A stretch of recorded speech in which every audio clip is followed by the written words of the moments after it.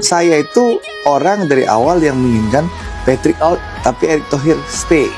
Itu penting nih. Sudah ada 5 nama, ya, tapi kita harus 5 nama. godok lagi. Karena begini. Kalau sampai No, I don't take shit. I got no love for the fakeness. If you wanna play tough and wanna hate this, I'll always show up. I don't ever slow up. Yes, alhamdulillah. Akhirnya teka-teki yang bikin semua rakyat Indonesia gelisah selama berminggu-minggu terungkap pagi ini. Pecah. Di sebuah ruangan yang penuh kamera, blitz menyala dan jurnalis berdesakan, Ketua Umum PSSI Erick Thohir berdiri tegak, wajah serius, seolah membawa kabar yang akan mengguncang sepak bola Asia Tenggara. Dan betul saja, bukan sekadar pengumuman biasa. Ini adalah keputusan paling mengejutkan dalam sejarah sepak bola modern Indonesia. Sosok pelatih baru Timnas Indonesia akhirnya diperkenalkan. Nama yang selama ini hanya muncul sebagai rumor samar, kini tampil nyata di depan publik. Bukan nama biasa, bukan pelatih mediocre, bukan sisa stok. Ini pelatih dengan reputasi internasional yang bikin banyak negara tetangga langsung meriang, terutama Malaysia dan Vietnam. Netizen mereka mendadak panik, gelisah, takut Indonesia makin susah dikalahkan.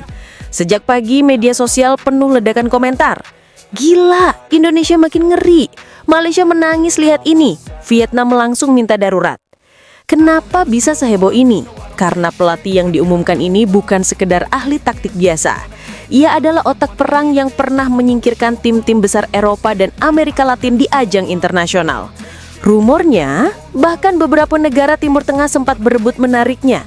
Tapi Indonesia yang akhirnya memenangkan tanda tangannya. Gila bukan? Semua orang terpaku. Bagaimana bisa Indonesia mendapatkan pelatih kelas dunia seperti ini? Jawabannya cuma satu. Erick Thohir ternyata bermain di tingkat yang beda. Ia diam-diam mengatur strategi, menghubungi, menyiapkan negosiasi panjang sampai larut malam.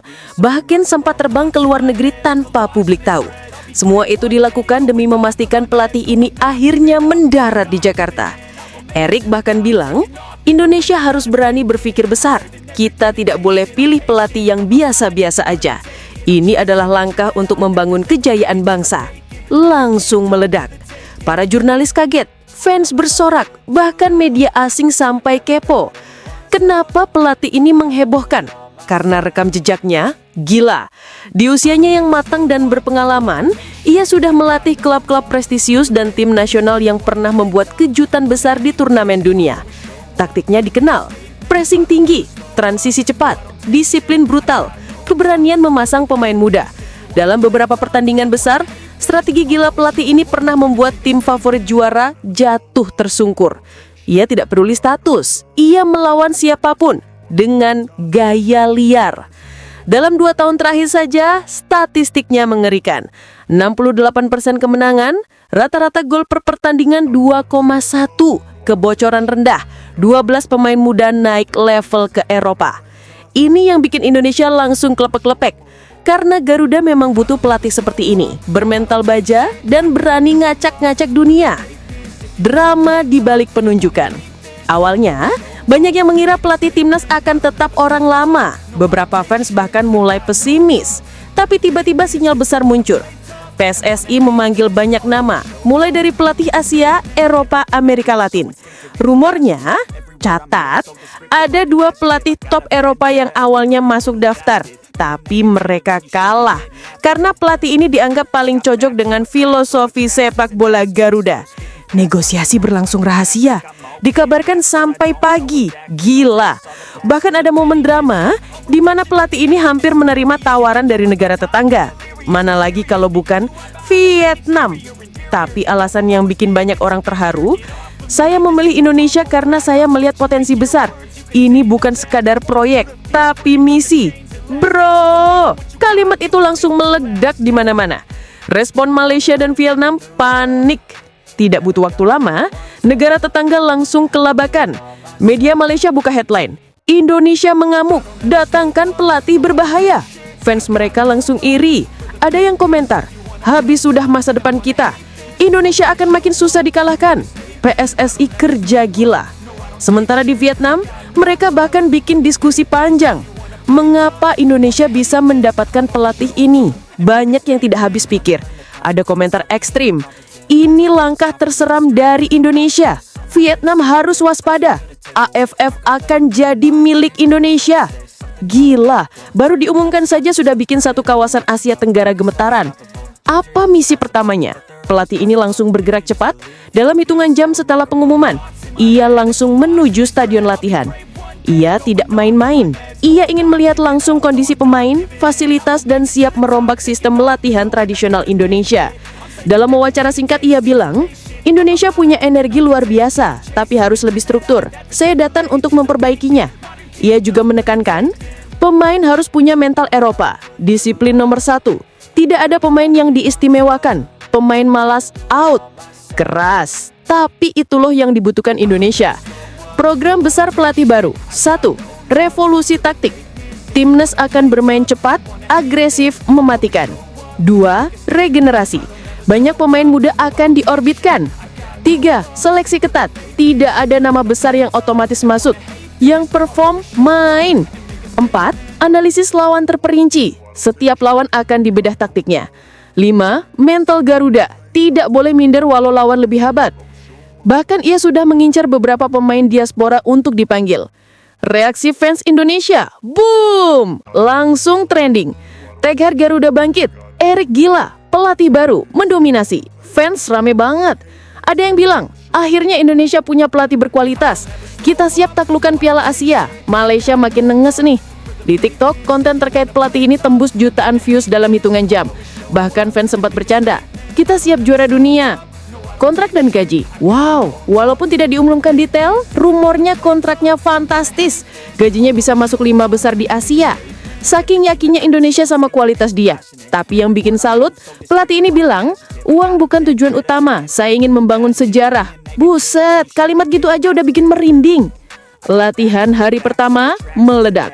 Hari pertama latihan langsung bikin geger. Beberapa pemain dikabarkan muntah karena intensitas latihan. Pelatih ini tidak mau kompromi, semua harus keras, semua harus cepat. Bahkan ada rumor dia memarahi pemain senior karena tidak semangat. Fans langsung, gini dong, tegas. Target turnamen tidak main-main. Fokus utamanya, Piala Asia, kualifikasi Piala Dunia, Piala AFF. Dia bilang Indonesia punya peluang besar di Piala AFF. Dan targetnya hanya 1, juara. Gila nggak tuh? Baru datang aja langsung pasang target tinggi. Bahkan untuk Piala Asia dia berani ngomong, kita bisa buat kejutan. Wow, inilah mental juara. Analisis, penunjukan pelatih ini mengguncangkan. Tapi sebenarnya ini adalah langkah wajib kalau Indonesia mau naik level. Era pelatih biasa sudah selesai. Kalau mau maju harus berani bayar mahal dan memilih yang terbaik.